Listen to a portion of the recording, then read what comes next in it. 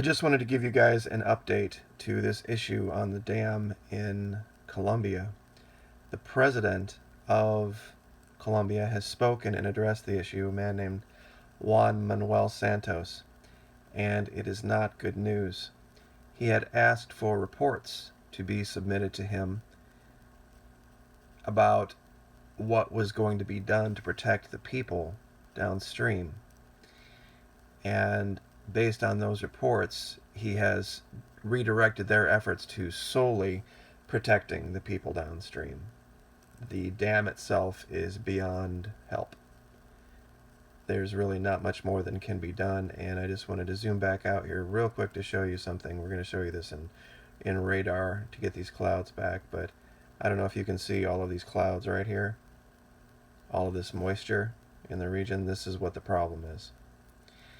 They're going to have non-stop rain, and they have these tunnels were so full of garbage and detritus that the company EPM was too worried about their bottom line to be bothered to clear, and they caused the initial clogging and then the inundation and then the collapse, and it's just a repeating process over and over again, and they were forced to discharge water prematurely through the power generation room before anything was ready to go, and it destroyed the turbines. They lost millions of dollars there. They raced against time to build the dam up to the level so that they could discharge it through another tunnel, but that didn't even help. And it did for a while, but now earthquakes throughout this entire region because of the pressure that's been built up back here has caused the entire area to become so unstable they cannot have workers anywhere near it. We've showed videos in the first few videos I did about this, the massive walls of water that just blast out of this thing randomly, and it's only going to be a matter of time now before this thing completely fails and becomes just this ongoing humanitarian nightmare and disaster. But real quick, just President of Colombia, let's just see what he had to say here. And let's see if we can zoom in a little better. And here we go. President Santos said that the monitoring of the mountain and the dam will be reinforced. Monitoring must prevent the impact on the population. The population is the number one priority for us. That was actually his second statement, I believe. Let's go up to his first one. Yep, here we go. The president of Colombia, Juan Manuel Santos, acknowledged that the risk in the Hidroituango hydroelectric project remains high, has not diminished, and has increased. The affirmation of the Colombian president was made after analyzing the results of the reports of two teams of experts from the United States and the UN, which agree that the risk remains high in Hidroituango. So that's what's going on, because they wanted to save a little bit of money. And let me see if I wanted to. There we go. Sorry about that. This is the radar of the region. Right here is Medellin, and right up here is where the dam is and the river. And of course the river drains from this direction here northward out to the sea this way. And so as these storms come in and they fill up all the tributaries in this area, it's just going to be something that's it's going to be horrible. There are people there that have spent their whole lives living and working on this river. And you know, there were some allegations and speculations about this dam was put in place to flood an area behind it, that there were investigations going on,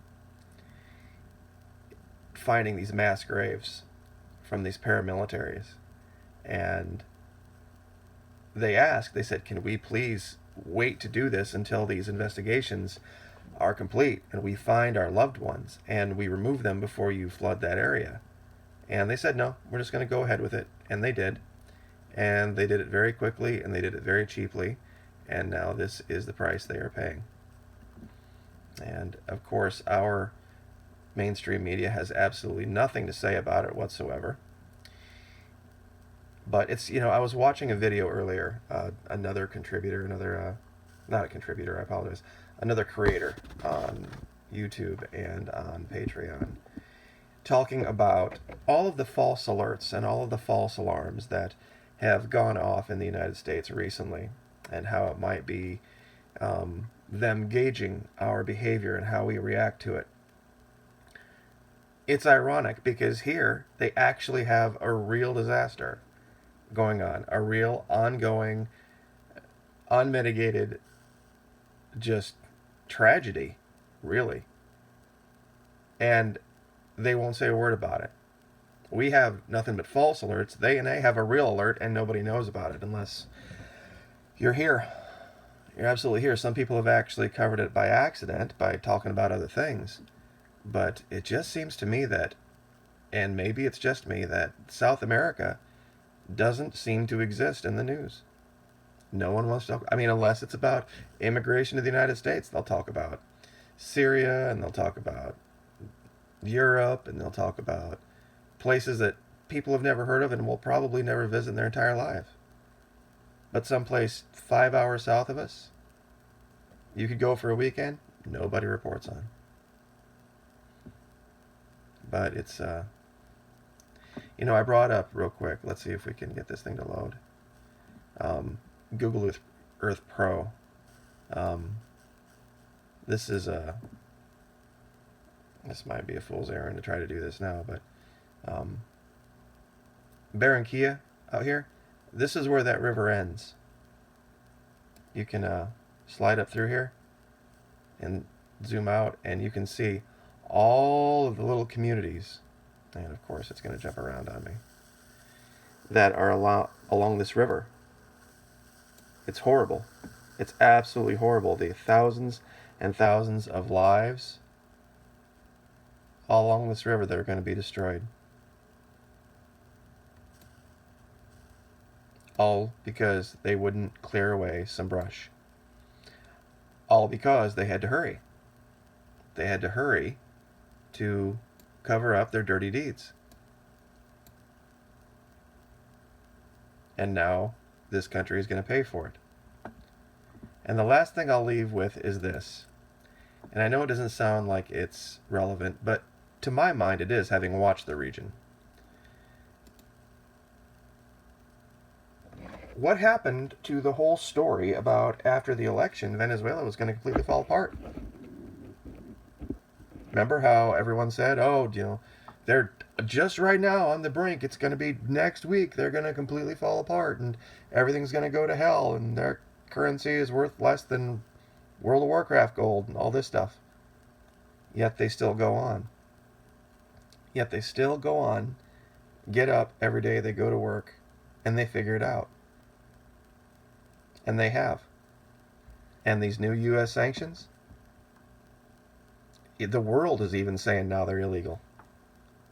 And not a good idea. And they're not going to participate. The current administration is just embarrassing themselves with this. They just need to stop, because it's very clear now, I mean, even to the most pessimistic skeptic, that, I mean, if anything they were saying was true, something would have happened by now.